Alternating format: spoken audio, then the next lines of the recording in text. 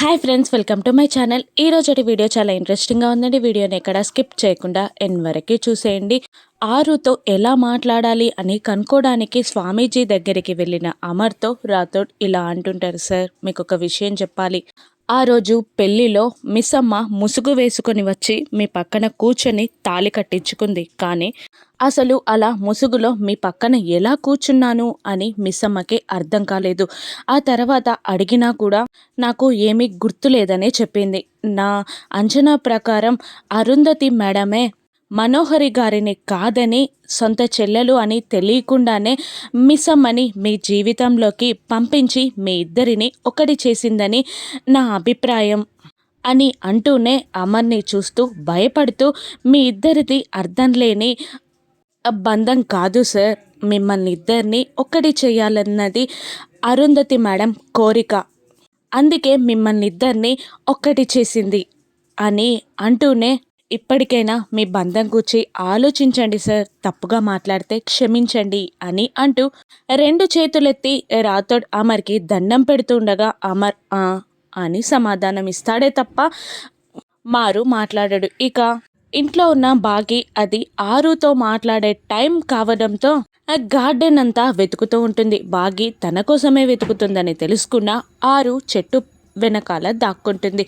అటుపక్క ఇటుపక్క లాన్లో ప్రతి ఒక్క చోట వెతుకుతూ ఉంటుంది బాగి. రోజు ఈ టైంకి అక్క నాతో మాట్లాడుతుంది కదా, రోజు వద్దన్నా మాట్లాడే అక్క ఈరోజు ఎంత వెతికినా కనిపించట్లేదేంటి అని అనుకుంటూ ఇంట్లోకి వెళ్ళి ఒక చైర్ని తీసుకొచ్చి సరౌండింగ్స్లో ఉన్న గోడ పక్కన వేసుకొని చైరెక్కి అక్క అక్క అని గట్టిగా అరుస్తూ ఉంటుంది. ఇక అయ్యో మిస్సమ్మ, నేను ఇక్కడున్నాను అని చెట్టు పక్కనే దాక్కొని మెల్లిగా మనసులో కసురుకుంటూ ఉంటుంది ఆరు. ఇక చేసేది లేక లాన్లో నుండి బాగి మీదికి వెళ్ళి అక్కడ వరండాలో నుండి కూడా లాన్ అంతా చూస్తూ అటుపక్క ఇటుపక్క చూస్తూ కంగారుగా ఆరుని వెతుక్కుంటూ ఉంటుంది. ఇక బాగి లోపలికి వెళ్ళగానే చెట్టు వెనకాల నుండి ఉన్నట్టుండి కింద పడబోతూ ఆరు దమాయించుకొని నిలబడుతుంది. గుప్తా గారు, నేను తొయ్యలేదు, నువ్వే అలా పడిపోబోయావు అని అంటుండగా వెనకాల నుంచి తెలియకుండా వచ్చి మాట్లాడితే భయపడరా ఎవరైనా అని అంటూ గుప్తాని కసురుతూ ఉంటుంది.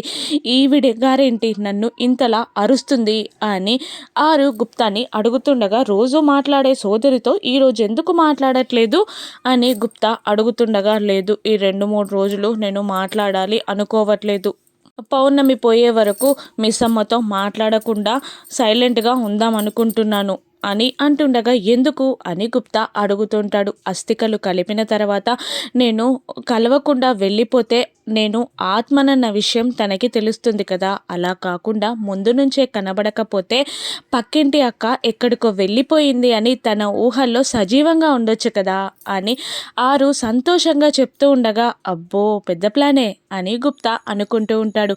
ఎలాగైనా తన నుండి తప్పించుకునే మార్గం చెప్పండి అని అంటుండగా, పద వెళ్దాం అని అంటుంటాడు గుప్తా. ఎక్కడికి అని ఆరు అడుగుతుండగా, నన్ను నమ్ము, ఎప్పటికీ నిన్ను యమపురికి తీసుకెళ్లడమే నా పనా, ఏదో నువ్వు బాధపడుతున్నావు భయపడుతున్నావు, ఇంటి నుండి బయటికి వెళ్దామని అడిగాను అంతే, అందుకే అలా చేస్తావా అంటావా నన్ను అని గుప్తా కసురుతూ ఉండగా, ఇక పద అని గుప్తా అంటుండగా ఆపి, నిజంగానేనా, నమ్మొచ్చా అని ఆరు అడుగుతుంది. దాంతో ఏడుస్తున్న గుప్తా, నా వల్ల కాదు, ఇంకా నీకు సహాయం చేయాలనుకోవడం నాది తప్పు అని అంటూ అక్కడే నిలబడిపోగా, సరే రండి అని అంటూ ఆరు గుప్తాని తీసుకొని గేట్ దగ్గరికి వెళ్తుండగా అప్పుడే ఇంట్లో నుండి బయటికి వచ్చిన బాగి అక్క అని గట్టిగా అరిచేస్తుంది. ఇక దాంతో అక్కడే నిలబడిపోతుంది ఆరు. కావాలనే నన్ను బాగీకి కనబడేలా చెయ్యడానికే మీరు ఇలా చేశారు కదా అని ఆరుని తిట్టుకుంటూ ఉంటుంది. ఇక అక్క, నేను ఇక్కడ మాట్లాడితే అక్కడ మాట్లాడుతున్నారేంటి అని బాగి ఆరుని అంటూ, ఇంతసేపు లానంతా వెతికినా కనబడని మీరు ఇప్పుడు ఉన్నట్టుండి ఇక్కడికి ఎలా ఊడిపడ్డారు అని అంటూ ఉండగా, నువ్వు అరిచావు కదా, కాదు కాదు పిలిచావు కదా అక్క అని, అందుకే ఇప్పుడే వస్తున్నా అని అంటూ గుప్తాని తిడుతూ ఉంటుంది ఆరు. మీ వల్లే దొరికిపోయాను అని అనుకుంటూ ఉంటుంది ఆరు. అవునా, నా పిలుపు వినిపించిందా అని బాగి అంటుండగా, ఇంతకీ ఎందుకు పిలిచావు అని అడుగుతూ ఉంటుంది. "ఏం లేదక్కా, నీతో కొంత డిస్కషన్ చేయాలని పిలిచాను. నిన్న స్వామీజీ వచ్చారు" అని అంటుండగా, "తెలుసు" అని అనేస్తుంది 6. "ఎలా? మీకెలా తెలుసు?" అని అంటుండగా, "చూశాను" అని 6 అనేస్తుంది. "అవునా? మీరు చూసారా నిజంగా?" అని అంటూ, "పోనీలెండి. 6 అక్క ఇక్కడే తిరుగుతుందని స్వామీజీ చెప్పారు. మీరు లాన్‌లోనే ఉంటారు కదా! ఎప్పుడైనా ఇక్కడ తేడాగా కనిపించిందా?" అని అంటుండగా, "లేదే ఎందుకు?" అని 6 అడుగుతుండగా, "అక్క ఆత్మ ఇక్కడే తిరుగుతుందంట. మీకెప్పుడైనా కనిపించిందేమో అని అడుగుతున్నానంతే" అని అంటూ ఉంటుంది భాగి. "కనబడితే ఏం చేస్తావు?" అని అడుగుతూ ఉంటుంది 6. కాస్త మాట్లాడదామని, అక్కతో చెప్పాల్సిన విషయాలు చెప్దామని అని భాగి అంటుండగా, ఆతృతగా "ఏం చెప్తావు?" అని 6 అడుగుతుండగా, "ఏం లేదక్కా, అక్కకి కాస్త ధైర్యం చెప్దామని. పిల్లల్ని కన్న తల్లిలా చూసుకోలేకపోయినా పిల్లలకి నేనున్నాను, ఏ కష్టం రాకుండా చూసుకుంటాను, ఇంటి బాధ్యత నేను చూసుకుంటాను, భయపడొద్దని కాస్త భరోసా ఇద్దామనుకున్నానక్కా" అని భాగి అంటుండగా 6 కళ్ళలో చెమ్మ చేరుతుంది. "అక్క చనిపోయాక కూడా వెళ్ళకుండా ఇక్కడే ఉంది అంటే అక్కకి ఈ కుటుంబం మీదున్న ప్రేమ నాకు తెలుస్తుంది. అందుకనే ఒకసారి మాట్లాడి ధైర్యం చెప్దామని అనిపించిందక్క" అని భాగి అంటూ రాథోడ్ అంటున్నారు.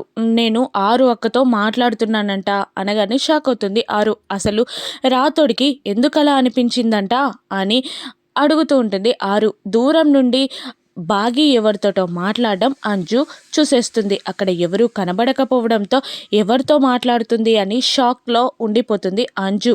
"నేనంట మిమ్మల్ని ఎవరికీ పరిచయం చేయలేదంట. మనోహరి 6 అక్క ఫోటో అడిగితే ఏదో ఫోటో చూపించింది. మీరు పూజకు కూడా వచ్చారు కదా అక్క! ఆత్మ అయితే ఇవన్నీ చేస్తారా?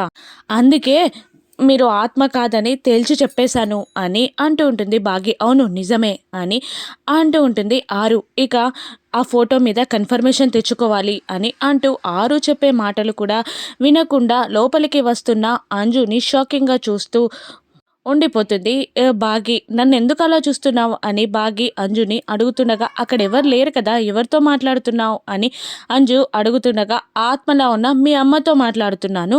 నువ్వేదైనా చెప్పాలి అంటే చెప్పు, అక్కడ చెప్పేసొస్తా" అని ఎగతాళిగా భాగి అంటున్నా కూడా అదే నిజమనుకుంటుంది అంజు. లేకపోతే ఏంటి, అందరూ నన్ను ఎగతాళి చేసేవాళ్ళే. పక్కింటి అక్కతో మాట్లాడుతుంటే 6 అక్క అంటున్నారందరూ అని మనసులో గులుక్కుంటూ భాగి అక్కడి నుండి వెళ్ళిపోతుంది. మరోవైపు గోరా నుండి 6 వస్తువులని కాపాడాలి, ఎలాగైనా చేజిక్కించుకోవాలి అని స్పీడ్‌గా డ్రైవ్ చేస్తున్న మనోహరి కారుకి ఒక వ్యక్తి అడ్డరావడంతో వెళ్ళి పక్కన బ్రేకేస్తుంది మనోహరి. ఇక గోరాని చూసి భయపడుతూ ఉంటుంది మనోహరి. "ఇక ఏంటి భయపడ్డావా?" అని అడుగుతుండగా, "సడన్‌గా వస్తే భయపడరా?" అని అంటూ ఉంటుంది మను. "నాతో ఏదైనా చెప్పాలా?"